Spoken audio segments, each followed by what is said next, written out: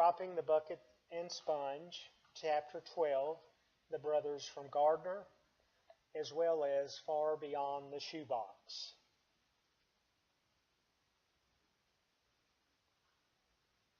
My regard for the Kramer family and company is deep and enduring.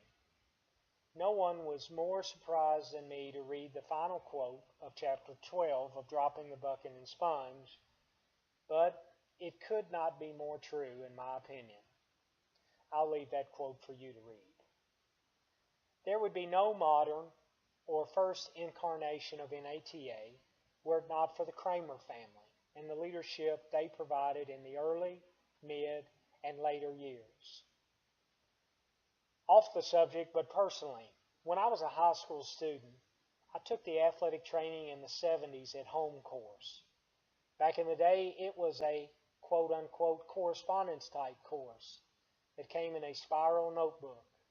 Honestly, I never really completed it, like most high school kids probably didn't, but that reflects my dedication to study, not my love to athletic training. They also sponsored athletic training summer student workshops that I attended and hosted for 10 plus years. These provided the foundation for many athletic trainers of today, and as I travel, I still run into athletic trainers across the country who, at one time or another, attended an Austin Peay workshop. The legacy of the Kramers lives on. Bobby Gunn, honest to a fault, summed up what every athletic trainer knew from the early days. This leadership was critical to every aspect of NATA and the life of an athletic trainer, including state-of-the-art products that, in today's world, might be found to be amusing. Kramer Jeezy, Nitrotan, an equally interesting story as to how it got its name, and Kramer Roll. How this company was born out of the injury of an ankle is a fascinating story to me. Isn't that how many great outcomes are born? Out of trauma and or necessity? Getting early celebrity spokespersons from Fog Allen to Knute Rockne were immensely helpful too. In Kramer lore, it is believed that without Rockne's support in his early purchases, the company might not have ever made it. To think the products were quote-unquote cooked in the Kramer kitchen is amazing and pretty amusing too. I can imagine the discussion around the stove.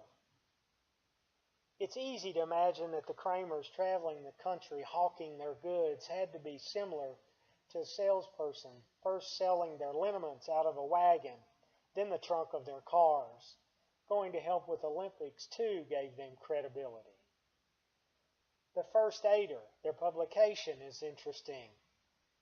For many years, I had every First Aider from the 70s when I started getting them until they quit publishing them, going online.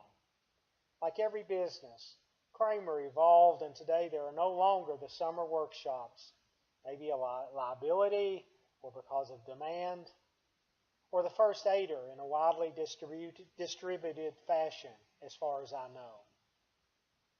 They were, in the least, the first exhibitor at athletic training and coaches' meetings. Ingenious that they would use self-produced films to attract crowds. They were the master promoters that, regardless of their own selfish motivations, would prove to be critical to NATA's success. When Far Beyond the Shoebox states that the Kramer Company sponsored the first annual meeting, if it is possible, may be one of the greatest understatements in the history of writing.